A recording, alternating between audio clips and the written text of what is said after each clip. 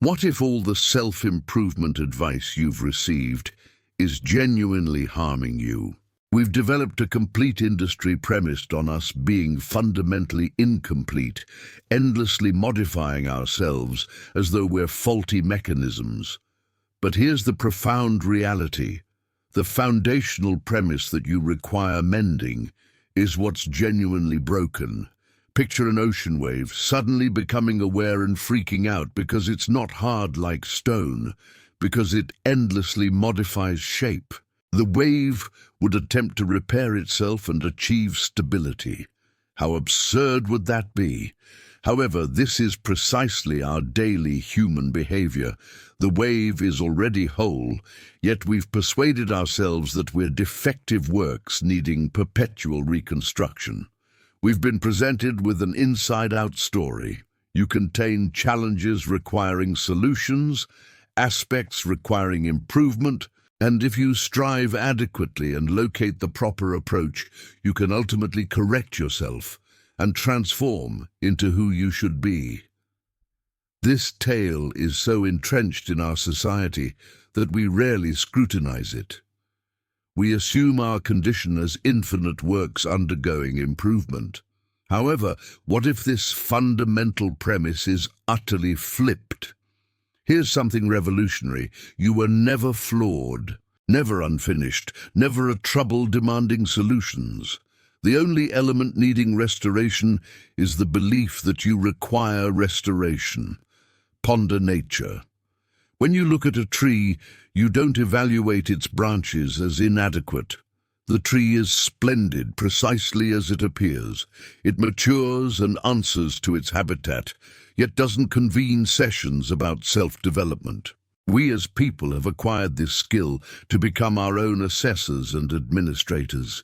We gaze in the mirror and observe a restoration case requiring effort. Trees acquire knowledge too, identifying which root to grow toward radiance, how to anchor roots deeper underground.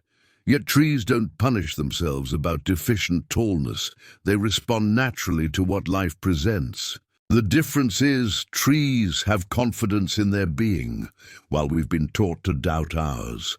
We've been taught to consider our impulses unreliable, our reactions probably inaccurate.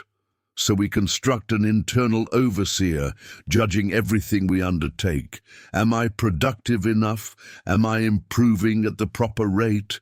It's exhausting, like having a micromanager in your head, continuously deeming you inadequate. However, this overseer isn't who you are. It's taken in appraisals, inherited standards from parents, teachers, and society.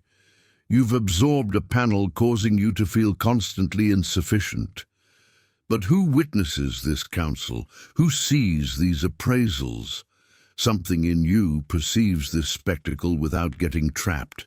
That being is your real identity. You're not the concepts about who you are. You are the awareness in which all this appears like weather formations moving through the firmament. The sky is never harmed by atmospheric conditions.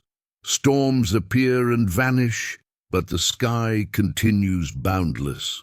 Likewise, ideas of insufficiency arrive and depart, yet your fundamental nature stays pristine. You can modify and progress without the narrative that you're fundamentally incomplete.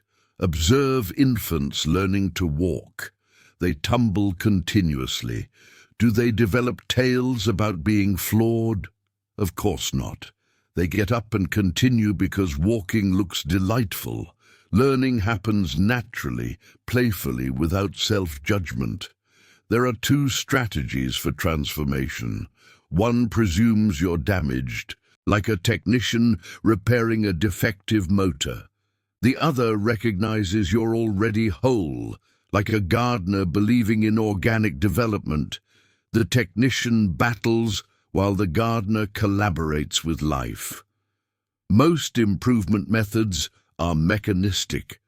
We approach ourselves like machines needing upgraded programming. Yet what if you're more like a garden possessing innate intelligence? When you depend on this understanding, you cease battling yourself. Rather than shoving yourself into forms, you permit your form to surface. When you discontinue warring with yourself, you free immense energy for being alive. Contemplate how much power you waste critiquing yourself. Envision if that energy were free for being in the moment. The individual who grasps they're already complete directs vitality toward expression and exploration. Here's something startling. When you discontinue attempting to mend yourself, elements you assumed required correction frequently resolve themselves. When you cease generating self-judgment, your lucidity stabilizes. A great deal of what we believe is broken emerges from trying to repair what was never broken. You might think you have an anxiety problem and apply approaches to fix it. Yet this effort births more anxiety. What if being anxious at times is entirely acceptable? When you discontinue considering anxiety problematic, it frequently dissipates organically. We've been conditioned to believe we should have specific feelings: pleased, secure, serene. However, feelings are the weather systems of awareness. Occasionally rough, occasionally placid. This isn't a flaw. This same reality applies to characteristics we regard as defects.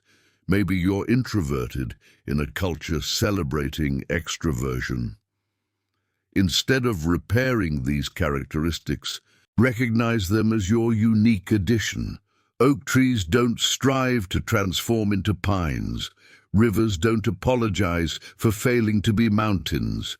When you embrace your nature totally, something remarkable happens. You stop burning energy attempting to be someone else. This doesn't suggest you never develop, but learning flows from curiosity rather than insufficiency. You expand because growth is delightful. Kids don't labor at creativity. They simply imagine naturally and effortlessly. We've learned to question natural wisdom. We've changed our internal life into an enterprise with reviews, yet your original self still endures, waiting for you to remember you were never broken in the first place. Here's a paradox. The more you work to develop yourself, the more you validate requiring improvement. However, when you understand you were never flawed, development happens naturally, effortlessly. When you place confidence in your authentic self, expansion happens like flowers unfolding beautifully in their own timing. This isn't apathy, but reliance on the intelligence that sustains your heartbeat. So here's a proposal. Execute a trial. For one day, stop trying to fix yourself. Treat that day as a present to accept. Greet emotions without modifying them. Recognize thoughts without criticizing. Treat yourself like a trusted friend with caring, tolerance, and good humor. You might realize you're beautiful exactly as you exist. This is the revelation. You were never damaged. You're already complete, already intact, already adequate. You're not apart from life. You are existence displaying itself as human, and life is a festival. We're all waves on the same ocean, each special, each whole, each ephemeral. When you realize this as lived experience, you can finally sink into being who you are. Your true being is more gorgeous than your imagined perfect self. You don't require becoming more like existence because you are life delighting in being you. The wave is the sea, playing the game of being a wave. If this truth connected with you, I heartily invite you to subscribe to the channel. Follow for more material that challenges accepted wisdom about personal evolution and self-improvement. And drop a comment below with the word whole to tell me you're ready to welcome your whole, undamaged nature exactly as you are right now.